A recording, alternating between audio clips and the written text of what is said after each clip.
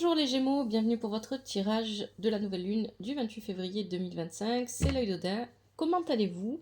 J'espère que vous allez bien, que tout se passe bien pour vous. Alors, je vous propose un tirage général, vous le savez. Prenez seulement ce qui vous parle. Vous êtes maître de votre vie, c'est vous qui prenez les décisions dans votre vie et personne d'autre. Et ça, c'est très important.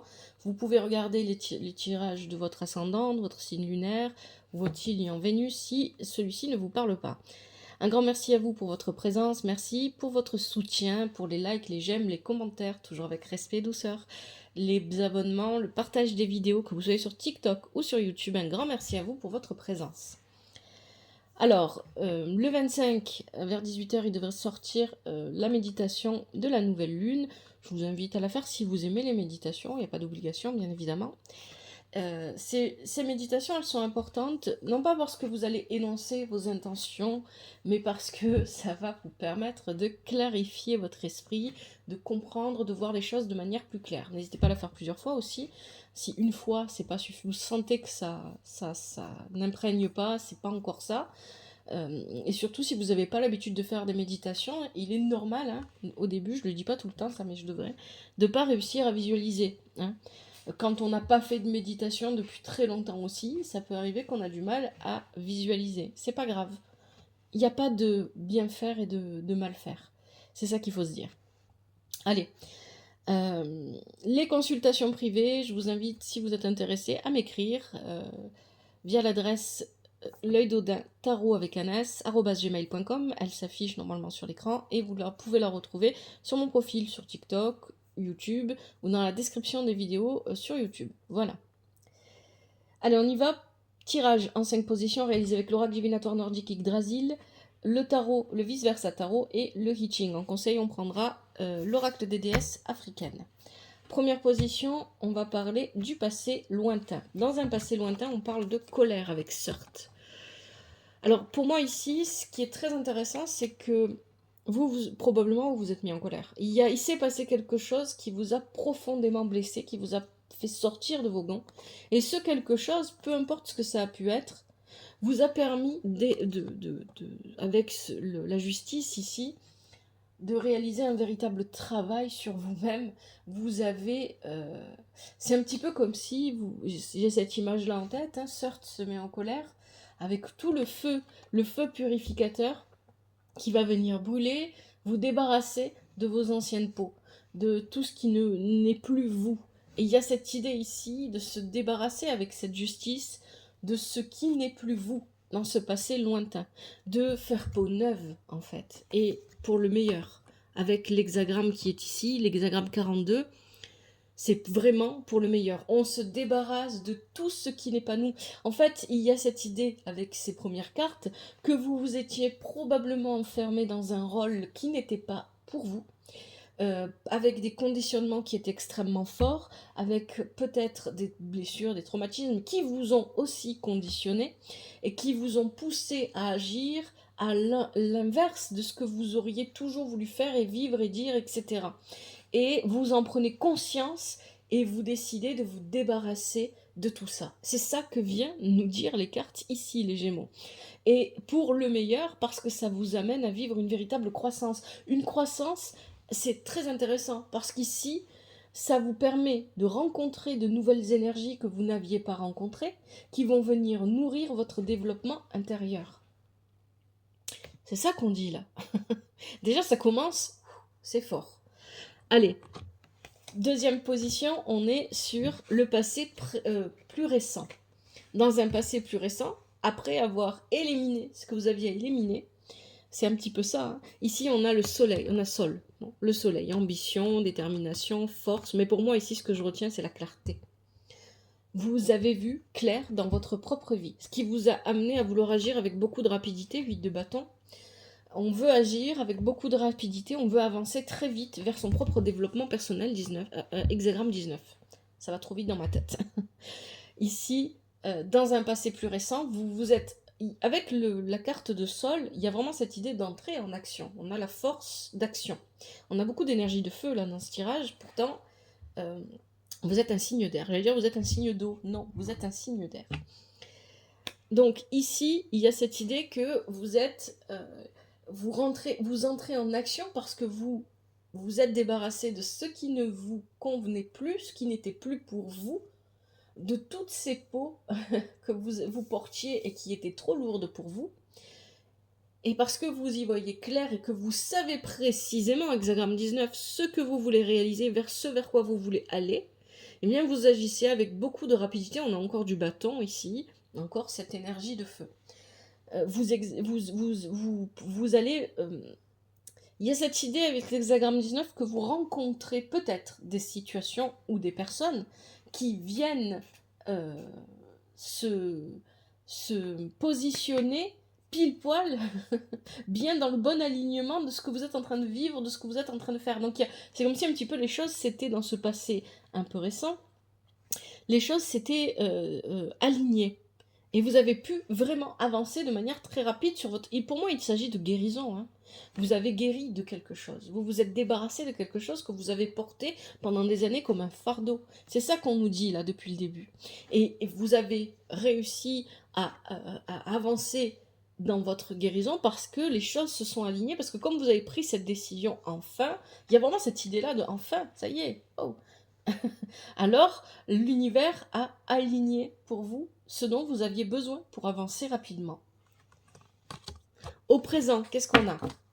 À l'instant présent, vous avez la règle des 3. Avec ça, on a le 3 de denier et l'hexagramme 45. Ok. La règle des 3 vient préciser ici que vous n'êtes pas seul. Vous n'êtes pas seul, il y a des personnes autour de vous. Ça peut être votre famille, vos amis, un groupe d'amis, voilà. Ça peut être une communauté, ça peut être vos collègues de travail, peu importe, hein, dans quelle situation vous sentez que ces énergies vous parlent. Vous n'êtes pas seul. Et il y a des décisions qui échappent à votre contrôle. C'est ce que nous dit la règle des 3. Vous n'êtes pas toujours en tête de décision. Et c'est tant mieux, parce que dans la vie, on ne contrôle rien, et il faut la prendre tôt ou tard, ça. Et ici, c'est vraiment cette idée qu'il y a des décisions qui sont prises. Si les règles des 3 apparaissent comme ça, de cette manière-là, dans l'instant présent, c'est que vous n'êtes pas complètement aligné avec ces décisions. C'est pas des décisions que vous auriez prises vous. Il y a un petit peu, voilà, de je suis pas d'accord, etc. Il n'y a pas de quand, il n'y a pas de un tel a raison, un tel a tort. Il y a simplement des décisions qui sont prises. Et vous devez les suivre parce que les personnes qui prennent ces décisions, eh bien, ça a des répercussions aussi sur vous. Donc, ici, avec le 3 de denier, ce qu'on nous dit, c'est que vous faites preuve de persévérance. Vous ne lâchez pas. Vous poursuivez votre chemin, le chemin dont on parlait dès le départ. Parce que vous voulez que, ici, on nous parle de rassemblement avec cet hexagramme. Vous voulez ne pas être dissocié, ne pas être exclu de ce groupe de personnes, quel qu'il soit. Donc, même si les décisions qui sont prises, vous y adhérez pas, vous vous sentez pas spécialement concerné, ben vous mettez ça de côté et vous avancez, vous persévérez, vous continuez. Parce que vous voulez que ce rassemblement, que ce groupe de personnes dont il est question, puisse continuer à fonctionner. Et vous voulez en faire partie. C'est ça qu'on nous dit ici. Donc, à l'instant présent, vous travaillez sur vos relations. Vous êtes en train de persévérer à développer 3 de denier. Hein, on est sur la fructification, sur le développement. Vous cherchez à développer positivement vos relations avec les personnes qui vous entourent. Le conseil du tirage. Vous avez Lynn, réconfort et protection. Lynn, c'est une des suivantes de Frigg. Frigg est la femme d'Odin. Frigg, c'est l'intuition. Ici, on est dans beaucoup de féminité, beaucoup de douceur. Donc, la douceur. La douceur doit prévaloir, c'est le conseil que vous donne le tirage, sur tout le reste. La douceur, la bonté, le non-jugement. Parce que là, avec le 5 d'épée, ce que je comprends de la situation, c'est que vous avez le choix de... Il y a quelqu'un ou il y a plusieurs personnes qui ne restent pas, qui sont de passage. Vous avez le choix de retenir de force ces personnes, et ça aurait été le cas si on avait la carte dans ce sens. Mais elle est dans ce sens. Ici, on accepte et on laisse partir les personnes qui doivent partir ou les situations qui doivent se terminer. On ne force pas à maintenir des choses qui ne sont pas pour soi. On ne force pas à maintenir des relations qui ne fonctionnent pas ou qui ne fonctionnent plus ou qui n'ont plus lieu d'être. C'est ça que ça vient dire ici. Le conseil du tirage, c'est laisser vivre, laisser aller. Ne pas chercher à maîtriser, à contrôler, à avoir la mainmise dessus. C'est peut-être vous aussi qui quittez une relation. Mais ici, j'ai vraiment cette sensation que vous regardez d'autres partir ou un autre ou une autre partir. Peu importe comment ça vous parle. Vous regardez quelqu'un quitter ce rassemblement qu'on avait au départ. Et vous ne faites rien pour l'en empêcher et vous avez raison. Ici, c'est le conseil du tirage, c'est ce que vous devez faire. Vous ne devez pas essayer de tenir de force cette personne. On a les eaux abyssales ici avec l'hexagramme 29. Je vais mettre là plutôt. Exactement. Ici, on est dans les émotions. C'est très fort. C'est peut-être quelqu'un à qui vous tenez énormément. C'est peut-être quelqu'un qui compte beaucoup pour vous. Mais peu importe, cette personne a besoin d'aller vivre ses propres expériences. Peut-être qu'elle reviendra plus tard. Je sais pas, moi j'ai la sensation ici qu'on laisse partir quelqu'un. Ça peut être aussi une situation, ça peut être un groupe de personnes et pas qu'une personne, etc. Mais il y a vraiment cette idée d'accepter. Et ça va vous demander de travailler sur des émotions profondément enfouies en vous, les eaux abyssales. Ça va vous demander d'aller regarder vraiment au fond de vous-même ce qui se passe. Donc le conseil du tirage, c'est avec douceur et sans jugement, j'accepte les décisions prises par d'autres. Je ne vais pas m'engager dans la bataille, parce que j'en ai déjà une à mener, elle se situe au niveau de mes propres émotions. Je dois me concentrer sur moi-même. Je ne dois pas laisser mes efforts, tout ce que vous avez fait au départ, quand on parlait du passé lointain et du passé récent, partir en vrille parce que quelqu'un fait un mouvement que je n'avais pas prévu. C'est ça qu'on vient vous dire ici. Ce vers quoi vous allez. Nertus. Nertus, c'est une géante et avec elle, on vous dit laissez le temps au temps. Les choses vont se résoudre d'elles-mêmes avec le temps ou bien, avec le temps, une opportunité va se présenter pour résoudre certaines choses ou pour avancer. Il n'y a pas forcément toujours des obstacles, hein, mais tout simplement ça peut être pour avancer, etc. Et effectivement, vous avez l'empereur qui est retourné et qui nous parle de réflexion profonde. Donc, être dans son mental, attention, dans sa réflexion, dans la logique, il y a l'idée ici de ne pas pousser trop loin le mental, parce que sinon on va tomber dans les peurs, et il y a l'idée ici d'être vraiment très équilibré. L'empereur, c'est quelqu'un de stable. Donc il y a une forme de stabilité dans sa manière de penser, et il réfléchit profondément pour avancer. Mais il comprend qu'il faut laisser le temps au temps. C'est ce qu'on nous dit ici avec Nertus. Laissez les choses se faire et attendez que l'opportunité arrive à vous. N'allez pas la forcer, n'allez pas la chercher. Encore une fois, il y a quelque chose de l'ordre du contrôle, hein, que vous devez apprendre à maîtriser, mais c'est subtil. C'est pas ce qu'on voit au premier plan quand on regarde le tirage. C'est en arrière-plan, mais c'est là, c'est présent. Il y a ici, avec l'empereur, donc cette idée... Il y a cette idée de stagnation aussi, bien évidemment. L'empereur, quand il est retourné comme ça, il réfléchit et donc il n'agit plus. Il ne construit plus, il ne consolide plus. Mais c'est normal parce que il attend l'opportunité, il attend le moment pour saisir l'opportunité dont il a besoin pour avancer. Il attend que ça vienne à lui, il ne force pas. C'est ça qu'on nous dit ici. Et hexagramme 12, stagnation. Exactement le même message. Les périodes de stagnation sont parfois difficiles à vivre, mais parfois elles sont simplement nécessaires parce qu'elles nous permettent de faire... C'est vraiment ce que je vous ai dit en plus au début vis-à-vis de la méditation. Hein, les méditations elles servent à ça, à clarifier son esprit et à y voir plus clair. Effectivement, l'hexagramme 12 confirme qu'une opportunité viendra à vous à un moment donné, il faudra la saisir, mais dans un premier temps, il faudra tout simplement accepter ce qui se passe, c'est-à-dire qu'il ne se passera pas grand-chose parce qu'on sera en stagnation. Et ce n'est pas grave, parce que la vie est faite de mouvements. Haut, bas, stagne, haut, bas, haut, stagne, bas, etc. Et ça stagne plus ou moins de manière cyclique aussi, tout comme ça monte, tout comme ça descend, etc. C'est les mouvements de la vie, il faut les accepter. On n'est pas tout le temps en train de gravir des échelons, on n'est pas tout le temps au sommet, on n'est pas tout le temps en bas, même si parfois on a l'impression qu'on est très souvent en bas qu'autre chose. Mais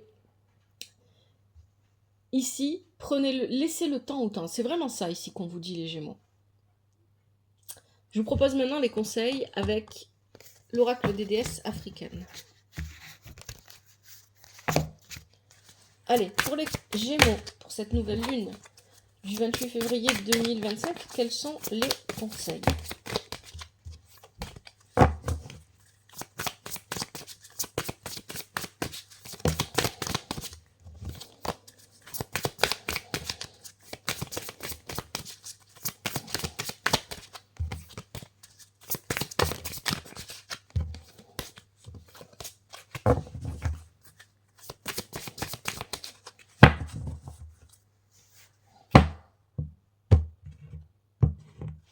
Allez, je prends ce qui saute et ce qui se retourne pour les Gémeaux.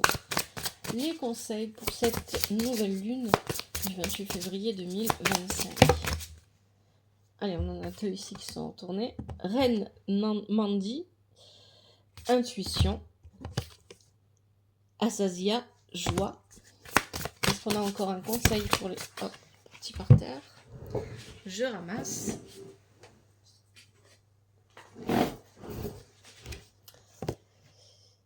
Mamekumba Bang, parole. Allez, on va regarder ces conseils.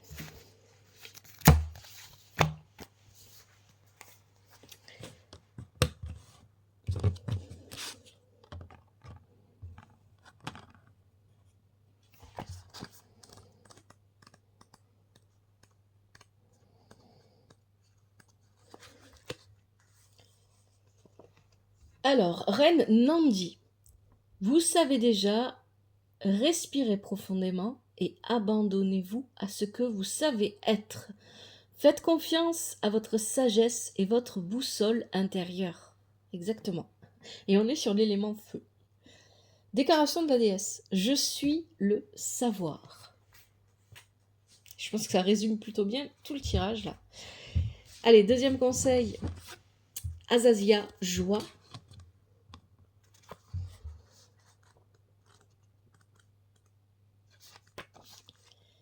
Votre bonheur est important, la joie est sacrée.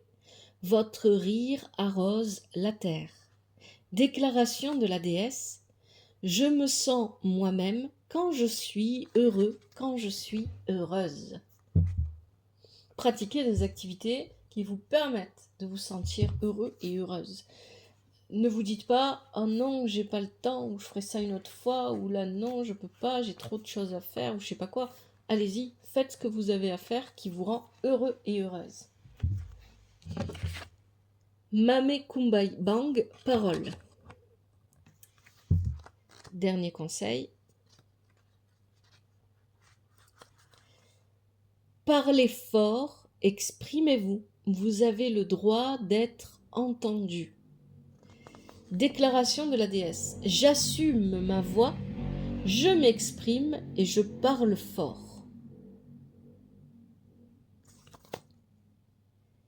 Allez les Gémeaux, j'arrête là pour ce tirage. J'espère que ça vous aide, que ça vous parle. Si c'est le cas, n'hésitez pas à liker, commenter, toujours avec respect et douceur. Prenez bien soin de vous et de votre famille, que la vie vous apporte ce qui est juste pour vous et ce dont vous avez besoin. À bientôt, c'était l'œil d'Odin.